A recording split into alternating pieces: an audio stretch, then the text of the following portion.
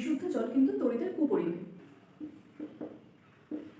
একটা জলের অণু ভেঙে H+ আর OH- এই দুটো আয়ন উৎপন্ন করছে। ওয়েলকাম টু গুরুকুল মাধ্যমিক। আজকে আমরা যে টপিকটা পড়বো সেটা হচ্ছে জলের তড়িৎ বিশ্লেষণ। তো দেখো, জলের তড়িৎ বিশ্লেষণের ক্ষেত্রে প্রথমেই যেটা মনে রাখতে হবে সেটা হচ্ছে বিশুদ্ধ জল কিন্তু তড়িতের কুপরিবাহী। বিশুদ্ধ জল কোনো আয়ন পরিবহন করে না, সেই জন্য আমরা কি করি, জলের মধ্যে কিছু অ্যাসিড বা ক্ষার মিশিয়ে দিই যদি, তাহলে জলের মধ্যে আয়নের সংখ্যা বৃদ্ধি পায় আর ঠিক তেমনভাবে জলের তড়িৎ পরিবাহিতাও বৃদ্ধি পায়। তাহলে এবার যদি দেখি তড়িৎ বিশ্লেষণের কি কি হয়, তার আগে দেখে নেব তড়িৎ বিশ্লেষণ করার আগে যে যন্ত্রের কাজে লাগে বা সেখানে কিভাবে কি কি নেওয়া হয়েছে সেগুলো একবার দেখে নিই। তো দেখো, একটা বিকার নিয়েছি এখানে। এই বিকারে কি রয়েছে, এখানে রয়েছে অ্যাসিড বা ক্ষার মিশ্রিত জল। এখানে আমি নিয়েছি ধরে নাও H2SO4 মিশ্রিত জল নিলাম, ঠিক আছে? তাহলে কি H2SO4 মিশ্রিত জল।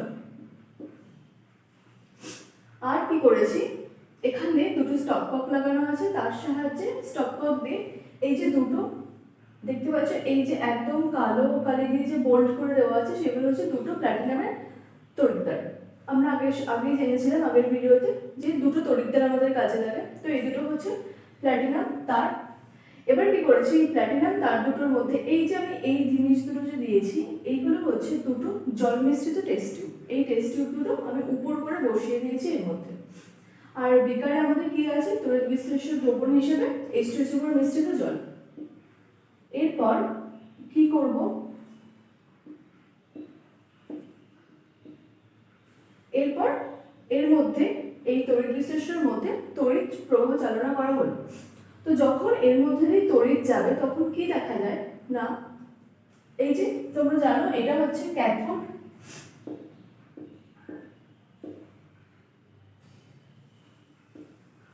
ক্যাথোডে কি হয়, ক্যাথোডে বা ক্যাথোড তড়িৎদ্বারে এই উপর দিয়ে এখান দিয়ে হাইড্রোজেন গ্যাস নির্গত হয়, ঠিক আছে? আর অ্যানোড তড়িৎদ্বারে কি হয়, অ্যানোড তড়িৎদ্বারের উপরে অক্সিজেন গ্যাস, এইখান দিয়ে অক্সিজেন গ্যাস নির্গত হয়। তাহলে এইখান দিয়ে এখানে হাইড্রোজেন গ্যাস জমা হয় ক্যাথোড তড়িৎদ্বারে, আর অ্যানোড তড়িৎদ্বারে অক্সিজেন গ্যাস জমা হয়। এটা হচ্ছে জলের তড়িৎ বিশ্লেষণের পদ্ধতি। মানে এইভাবে এই জিনিসগুলোর মাধ্যমে তড়িৎ বিশ্লেষণ করা হয় এবং ক্যাথোডে হাইড্রোজেন গ্যাস এবং অ্যানোডে অক্সিজেন গ্যাস জমা হয়। এবার যেটা জানবো সেটা হচ্ছে এর মধ্যে আসলে কি রাসায়নিক বিক্রিয়া সম্পন্ন হচ্ছে সেটা জানবো। কি অ্যানোডে কি বিক্রিয়া হচ্ছে, ক্যাথোডে কি বিক্রিয়া হচ্ছে, বা বিয়োজন বিক্রিয়া, এগুলো সম্পর্কে জানবো। তো যখন আমি প্রথমেই যখন H2SO4 মিশ্রিত জলে যখন তড়িৎ পাঠাচ্ছি, সবার প্রথমে কি হয় না, জলের অণুগুলো ভেঙে H+ আর OH- আয়ন তৈরি করে। তাহলে যদি তড়িৎ বিশ্লেষণের বিয়োজন বিক্রিয়া কি সেটা যদি তোমরা জানতে চাও, তাহলে কি একটা জলের অণু ভেঙে H+ আর OH- এই দুটো আয়ন উৎপন্ন করছে, ঠিক আছে? এবার আমরা কি জানি যে ক্যাটায়ন বা পজিটিভ চার্জগুলো যাবে ক্যাথোডের দিকে আর নেগেটিভ চার্জ বা অ্যানায়ন যাবে অ্যানোডে, তাই তো? তাহলে এমন ভাবে যদি H+ গুলো যাবে ক্যাথোডের দিকে আর OH- যাবে অ্যানোডের দিকে।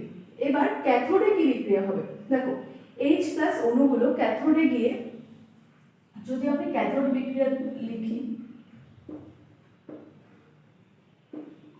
তাহলে আমরা কি জানি, ক্যাথোডে কি হয়, বিজারণ বিক্রিয়া হয়। মানে কি, ক্যাথোডে ক্যাটায়নগুলো গিয়ে উপযুক্ত সংখ্যক ইলেকট্রন গ্রহণ করে প্রসম অণু বা মূলকে পরিণত হয়। তাহলে যদি H+ যদি ইলেকট্রন গ্রহণ করে, একটা H+ আয়ন একটা ইলেকট্রন গ্রহণ করে একটা হাইড্রোজেন পরমাণু গঠন করলো বা প্রসম পরমাণু গঠন করলো। এবার দুটো হাইড্রোজেন পরমাণু মিলে তৈরি হলো, দুটো হাইড্রোজেন পরমাণু মিলে তৈরি হলো হাইড্রোজেন অণু, যেটা গ্যাস হিসেবে ক্যাথোড তড়িৎদ্বারের উপরে গিয়ে জমা হলো। তো চলো এবার দেখে নিই অ্যানোডে কি বিক্রিয়া হবে। ক্যাথোডের বিজারণ বিক্রিয়া দেখলাম, এবার অ্যানোডে তাহলে কি হবে,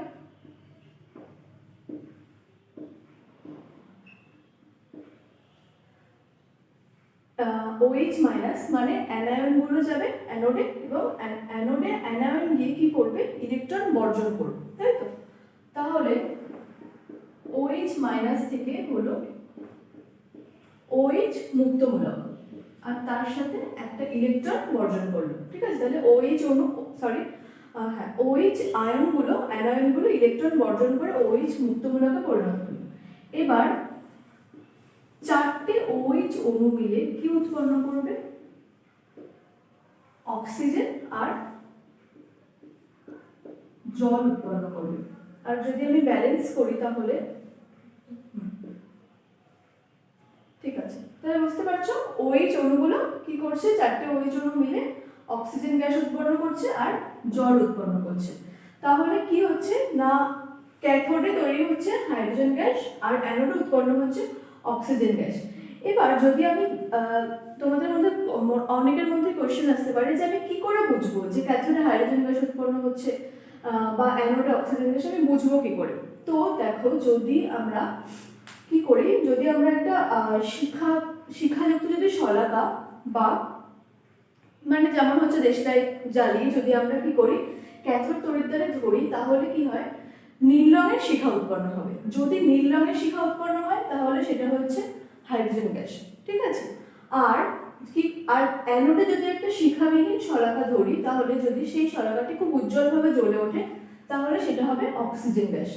বুঝতে পারলে? তাহলে আমরা কিন্তু তাহলে একটা শলাকার সাহায্যে, শিখাযুক্ত বা শিখাহীন শলাকার সাহায্যে কিন্তু আমরা সহজেই বুঝতে পারবো কোনটা হাইড্রোজেন গ্যাস আর কোনটা অক্সিজেন গ্যাস। তাহলে বুঝতে পারলে যে ক্যাথোডে কি বিক্রিয়া হয়, অ্যানোডে কি বিক্রিয়া হয় আর বিয়োজন বিক্রিয়া কি। এই যে এই তিনটে যে রাসায়নিক বিক্রিয়া আমি লিখেছি, এই তিনটে বিক্রিয়া কিন্তু তোমাদের মাধ্যমিকের জন্য কিন্তু খুব ইম্পর্টেন্ট। এই সমস্ত নোটস আমি যেটা এতক্ষণ বললাম বা এখানে যা যা লেখা আছে সমস্ত কিছু পুরো নোটসের ডেসক্রিপশন বক্সে দেওয়া আছে, তোমরা ভালো করে পড়বে, বিক্রিয়াগুলো ভালো করে লিখে লিখে প্র্যাকটিস করবে, ঠিক আছে? তাহলে কিন্তু পুরো ব্যাপারটা বুঝতে পারবে।